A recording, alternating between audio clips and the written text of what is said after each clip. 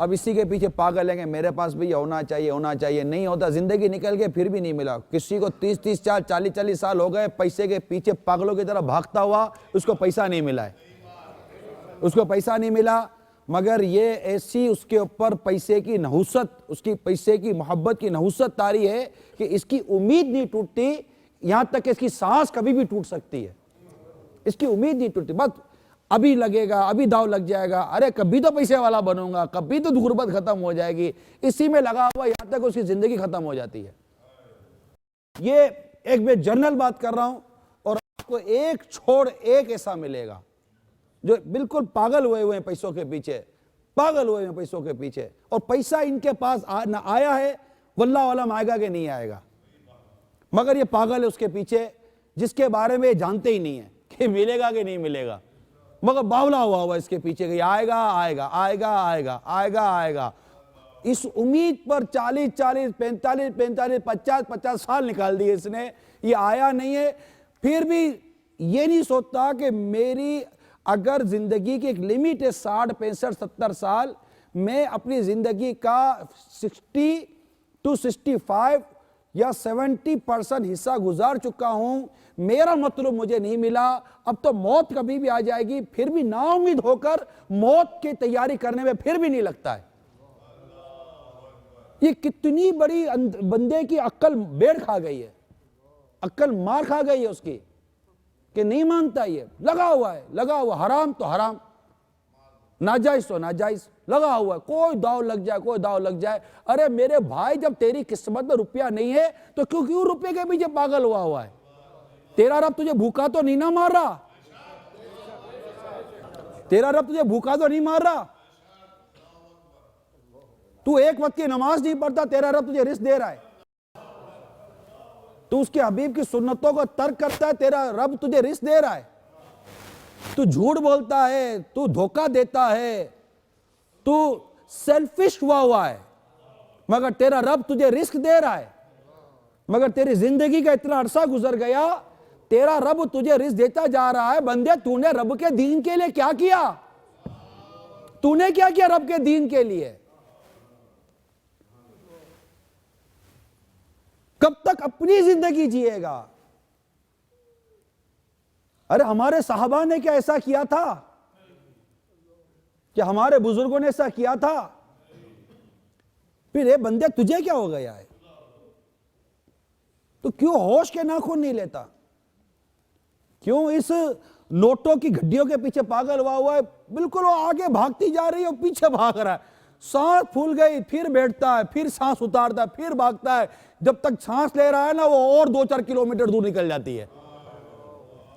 अरे जब नहीं आनी है उसके हाथ के अंदर तो क्यों पागल हुआ भाई? पैसा हाथ में आए या ना आए, याद रख, मौत कभी भी आ जाएगी, मौत कभी भी आ जाएगी, इसकी तैयारी करो ना। रही बात पैसे की, मैं आपको खुदा की कसम खाकर कहता हूं, खुदा की कसम, तुम्हारा रब तुम्हें रिस्क जरूर देगा। मेरे रब की कसम, रब काबा की कसम, वो तुम्हें रिस्क जरूर देगा। तुम अपने रब के वादे पर भरोसा तो करो यार। तुम्हारा रब खुद फरमाता है, जमीन पर रेंगने वाला कोई जानदार ऐसा नहीं जिसका रिस्क मेरे जिम्मे करम पर ना हो, मैं दूंगा उसको रिस्क। तुम्हें तुम्हारे रब के जिम्मे पर भरोसा नहीं है। बुजुर्गान दिन फरमाते हैं, तुफ है उस बंदे पर जिससे अपने रब के वादे पर भी एतमाद ना रहा, तुफ है उस बंदे के ऊपर। और तुम अपने रब के दीन के लिए, उसके हबीब की सुन्नतों को आम करने के लिए तुम्हारे पास कोई वक्त नहीं है। तुमने अपना सारा वक्त तुम्हारी दुनिया को दे दिया। अरे जो वुजू और गुस्ल और नमाज के मसाइल हमें नहीं आते, जरा सोचो हमारे घर की औरतों को क्या आता होगा। क्या वो पाक होती होंगी? क्या आपके बच्चे पाक रहते होंगे? सोचो इनका गुस्ल कैसे उतरता होगा। इनको यही नहीं पता कि कान की बालियां जो कान के अंदर लगी हुई है, वहां पर पानी डालने का क्या हुक्म है। नाक के अंदर जो रत्ना डाला हुआ है, इसके अंदर पानी डालने का क्या हुक्म है। बाल के अंदर जो गुच्चे बनाए हुए हैं, इन बालों में पानी डालने का क्या हुक्म है। क्या हमारे घर की औरतों को यह मसाइल का पता होता है? इनको कौन सिखाएगा? पर कौन सिखाएगा? बाप सिखाता, मां सिखाती बेटी को, शोहर सिखाता बीवी को, यह भी नहीं है। हमने क्या किया है अपने दीन के लिए? मुसलमान है, कलीमा पढ़ना नहीं आता, दुरुस्त कलमा नहीं पढ़ सकते, इन्हें कौन कलीमा पढ़ना सिखाएगा? कौन नमाज की दावत देगा? कौन मस्जिद में लाएगा? कौन नमाज सिखाएगा? कौन गुस्ल सिखाएगा? कौन वुजू सिखाएगा? तो क्या अब हमारी ये जिम्मेदारी नहीं बनती कि हम अल्लाह ताला के दीन के लिए, उसके हबीब की सुन्नतों को आम करने के लिए कुछ अपना वक्त दें? कुछ तो आप हिम्मत करें। आओ ना यार, आ जाओ। आज तक चैनल पर बुलाता रहा हूं, अभी तो आकर बुला रहा हूं यार।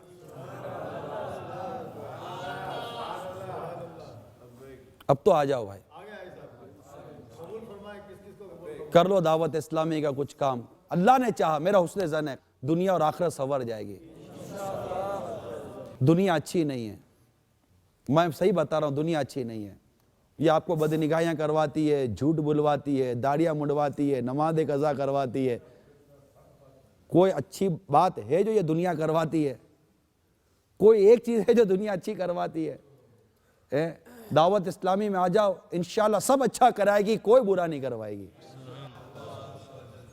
Present yourself for the work of Dawat Islami to Haji साहब। मगर मैं जब ये माहौल देखता हूं, लोगों की हालतें देखता हूं, ये बिल्कुल पता ही कुछ नहीं है, पता ही कुछ नहीं है। जब सवाल करते हैं तो मुंह देखते रह जाते, बेचारे को कुछ भी नहीं आता, कुछ भी नहीं आता। नमाज पढ़ने उनको नहीं आती, नमाज के वाजिबात कितने हैं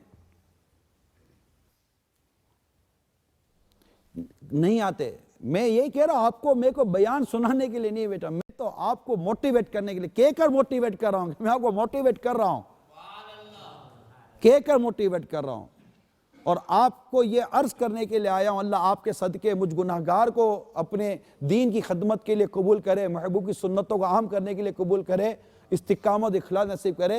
ये अर्ज करने के लिए आया हूं कि बहुत जी लिया दुनिया के लिए, अब जियो अपने रब की रिजा के लिए।